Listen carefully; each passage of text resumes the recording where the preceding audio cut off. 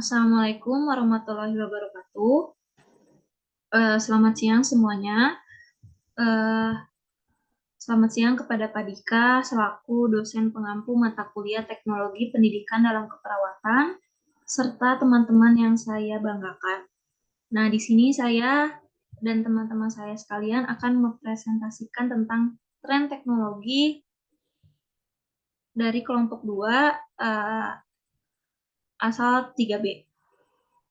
Selanjutnya, yang beranggotakan Angelina Srigita Rahayu, saya sendiri, Salwana Diana Nabila Yusuf, dan rekan saya, Sarlita Fitriana R. Selanjutnya,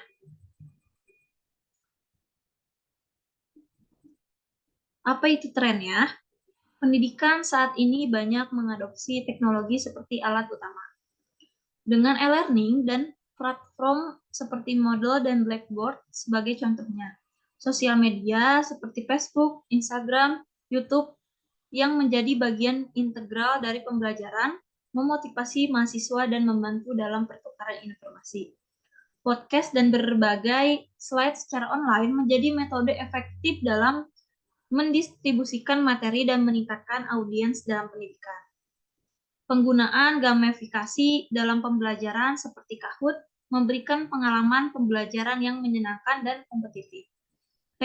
Terdapat tren menuju personalisasi pembelajaran dengan memanfaatkan teknologi seperti kecerdasan buatan atau EA untuk menganalisis preferensi siswa dan memberikan pembelajaran materi yang sesuai. Selanjutnya,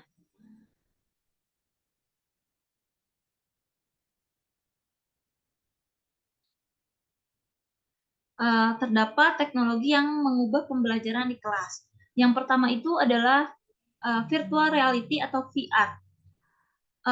Virtual reality atau VR itu dalam istilah Indonesia juga dikenal sebagai realitas maya yang merupakan sebuah teknologi komputer yang dapat membuat pengguna mampu untuk berinteraksi dengan lingkungan di dalam dunia maya yang distimulasikan sehingga terasa seperti dalam lingkungan tersebut. Teknologi VR ini juga dapat membantu tenaga medis untuk melakukan perawatan terhadap pasien dengan kondisi penyakit tertentu. Pasien dengan kondisi nyeri hebat dengan menggunakan VR dapat menurunkan tingkat nyerinya dengan metode Word Imaginary pada VR tersebut. Nah, training yang real, pendemonstrasian konsep yang kompleks, dan pembelajaran yang jauh. Selanjutnya akan dijelaskan oleh rekan saya. Terima kasih.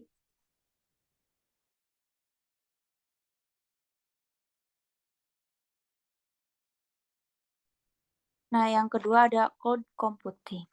Nah, materi yang dapat lebih up to date, jadi yang masa kini sekarang, lalu ada akses ke buku teks online, lalu tugas menjadi lebih di track. Selanjutnya,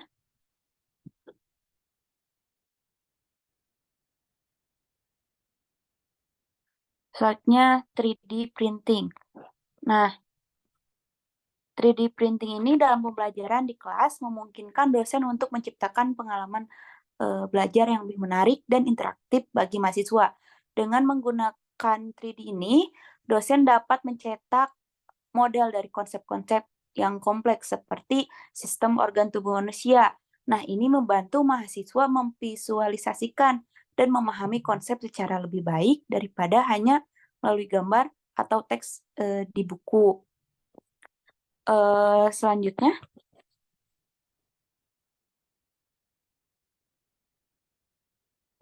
yang keempat yaitu hologram. Hologram dapat dalam pelajaran di kelas adalah teknologi yang dapat memberikan pengalaman belajar yang sangat menarik dan interaktif bagi mahasiswa.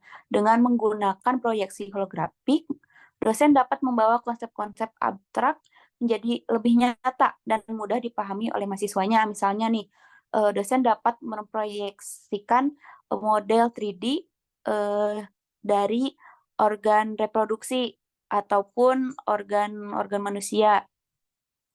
Nah, ini tidak hanya memungkinkan mahasiswa untuk melihat dan memahami konsep secara lebih baik, tetapi juga dapat memicu minat dan keterlibatan mahasiswa dalam pembelajaran.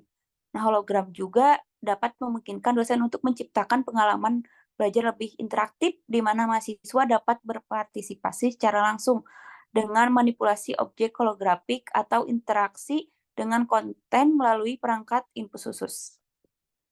Next.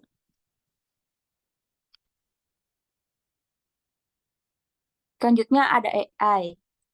Nah, AI ini dalam pembelajaran di kelas dapat bermanfaat, yaitu kecerdasan buatan untuk berbagai aktivitas pembelajaran, teman belajar, siswa, alat bantu produktivitas guru, lalu ada personalisasi pembelajaran.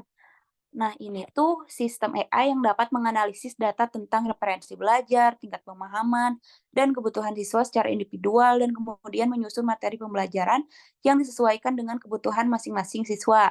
Selanjutnya, evaluasi otomatis. AI dapat digunakan untuk mengevaluasi pekerjaan mahasiswa secara otomatis seperti tes pilihan ganda, tugas tulisan, ataupun latihan yang lainnya.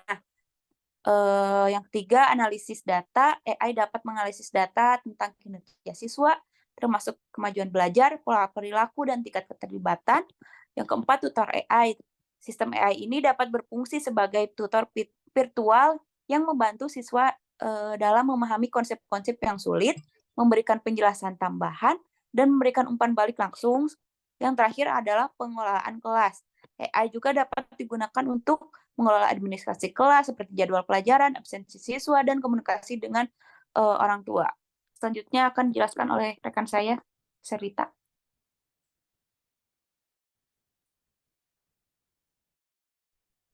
Baik, untuk penggunaan AI dalam pendidikan, yaitu ada yang pertama tutor dan guidance, yang kedua ada smart content, yang ketiga yaitu ada otomasi tugas admin, yang keempat ada asesmen otomatis terhadap skill dan kemampuan siswa.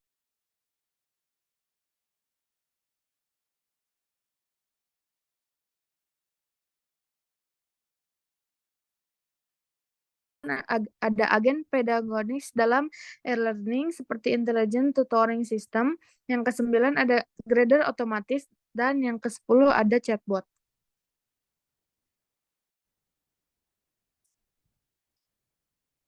Nah, di sini ada penggunaan VR atau IR dalam pendidikan virtual reality atau VR dengan augmented reality atau AR.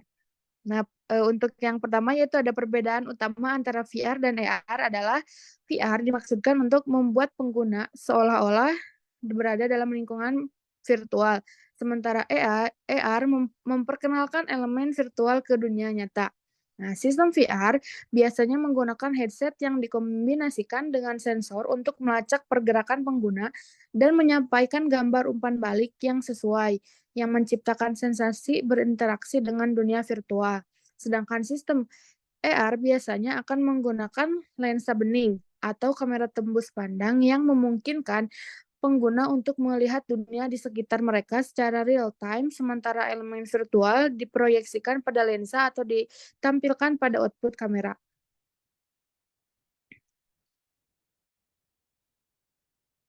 Nah, di sini ada penggunaan VR atau AR dalam pendidikan. Yang pertama yaitu ada skill trade program, yang kedua ada musik atau fine art education, yang ketiga ada history and geography, yang keempat STIM program, yang kelima ada sport and athletic training, dan yang keenam ada medical training.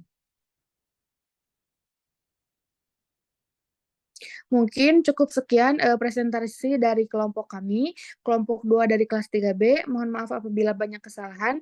Saya kembalikan lagi ke host. Terima kasih.